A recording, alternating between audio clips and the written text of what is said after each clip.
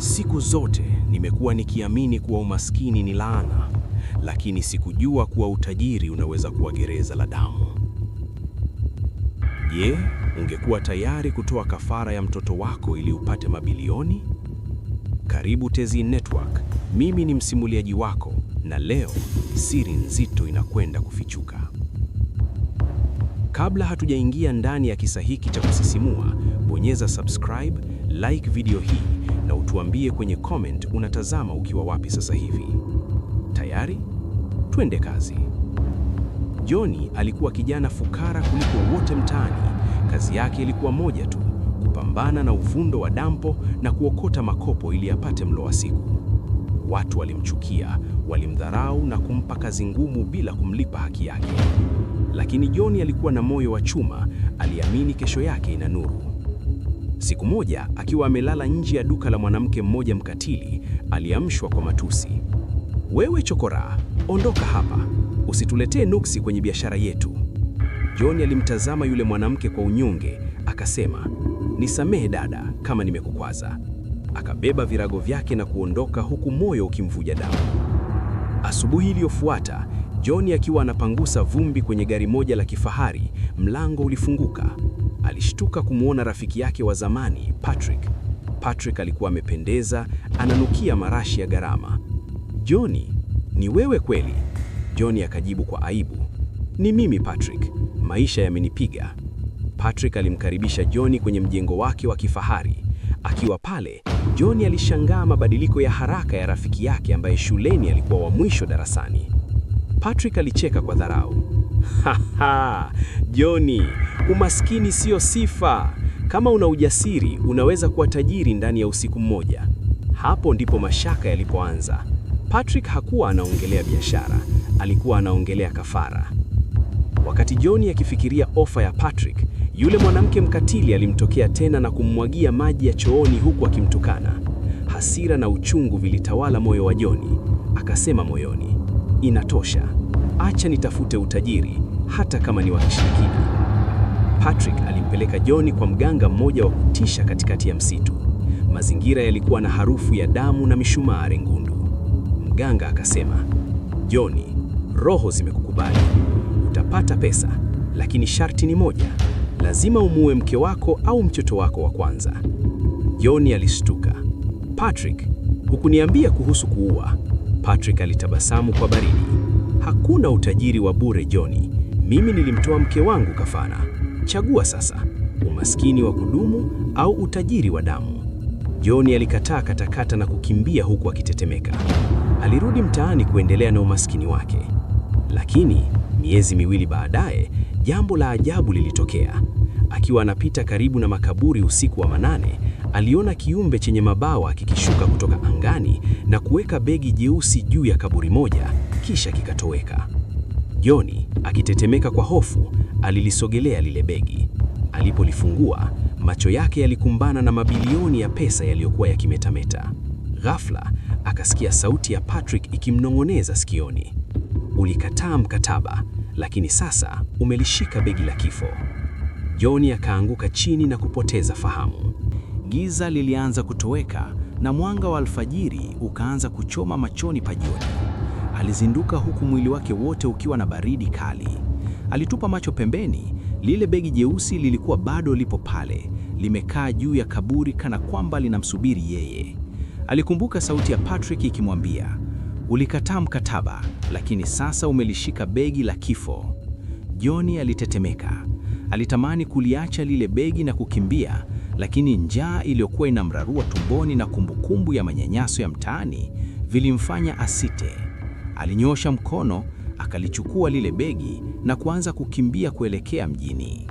Siku 3 baadaye, Johnny hakuwa yule chokora tena. Alianza kwa kununua nguo mpya na kupanga chunga kwenye hoteli ya gharama. Alirudi kwenye lile duka la mwanamke mkatili aliyemwagia maji. Safari hii Johnny hakuja kuomba msaada. Aliingia dukani, akatoa rundo la noti na kuliweka mezani. "Nataka kununua duka hili na jengo hili lote, taja bei yako." Yule mwanamke alibaki mdomo wazi, macho yakimtoka. Alijaribu kuongea lakini sauti ilikwama. Johnny alitabasamu kwa uchungu, akijua kuwa sasa ana nguvu ya pesa. Lakini furaha ya John haikudumu.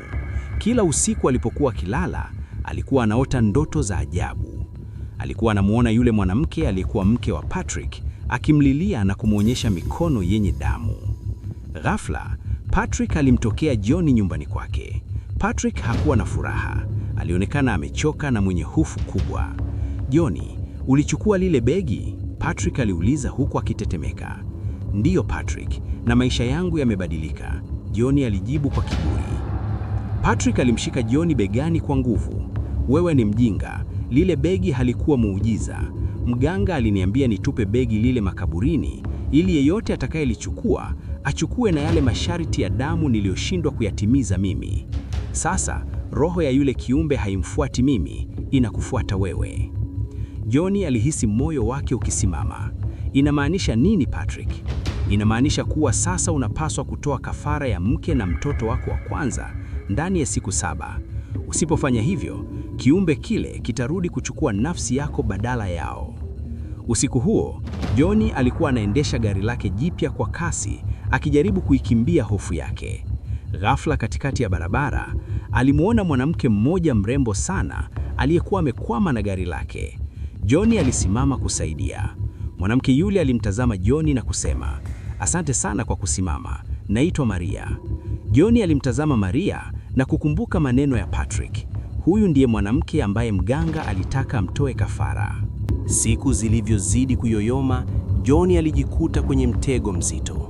Maria hakuwa tu mwanamke mrembo, bali alikuwa mtu pekee aliyempa John upendo wa kweli bila kujali utajiri wake. Lakini kila John alipomtazama Maria, aliona sura ya kifo. Sauti ya Patrick na mganga ilikuwa ikimlia kichwani, "Mtoe kafara uishi au ufe masikini." Siku ya 6, John alimchukua Maria na kumpeleka hadi kwenye lile jengo la duka alilonunua. Akiwa na kisu mkononi na lile begi jeusi pembeni, moyo wake ulikuwa unapiga kama ngoma. Maria alimtazama John kwa upendo na kusema, "John, mbona unatetemeka? Una siri gani?" John alishindwa, alitupa kisu chini na kuanza kulia kama mtoto. "Maria, kimbia, mimi ni mtu mbaya. Utajiri huu ni wa damu." Alimweleza Maria kila kitu kuhusu Patrick, mganga na lile begi la makaburini. Ghafla, mlango ulifunguka kwa kishindo. Alikuwa Patrick, sura yake ikiwa imebadilika na kuwa ya kutisha, macho yake yakiwa mekundu. "Wewe ni mjinga John. Kama humtoi huyu mwanamke, basi mimi nitakutoa wewe ili niokoe maisha yangu." Patrick alimrukia John na kisu, lakini ghafla chumba kilijaa upepo mkali na giza totoro. Kile kiumbe chenye mabawa kilitokea katikati ya chumba, lakini hakikumfuata John. Kilimwelekea Patrick. Sauti nzito ilisikika, "Patrick, ulifikiri unaweza kudanganya roho? Ulimuingiza rafiki yako kwenye mtego ili ujiokoe, lakini John amechagua upendo badala ya damu. Nafsi yako ndiyo itakayolipa deni hili." Patrick alipotea kwenye giza lile huku akipiga kelele za kutisha. John na Maria walibaki wamejikumbatia, wakitetemeka. Lile begi la pesa lilianza kugeuka kuwa majivu mbele ya macho yao. Miezi michache baadaye, John alirudi mtaani. Hakuwa na mjengo wala magari ya fahari. Alirudi kufanya kazi ya kawaida, lakini safari hii hakuwa peke yake. Yeye na Maria walifungua kijiwe kidogo cha kuuza chakula. Yule mwanamke mkatili aliyekuwa akimnyanyasa John alifirisika na akawa anaomba msaada kwa John. John alimsaidia kwa moyo mweupe, akimfundisha kuwa umasikini sio laana, bali roho mbaya ndiyo laana ya kweli. Hapa ndipo mwisho wa simulizi ya John. Utajiri wa haraka una mtego na amani ya moyo haina bei. Kama umeipenda hadithi hii, hakikisha umeilike, share na uandike tezee kwenye comment kusupport kazi zetu. Mimi ni msimuliaji wako Lion Walker. Asante kwa kuwa sehemu ya Tezee Network. Tukutane kwenye simulizi ijayo.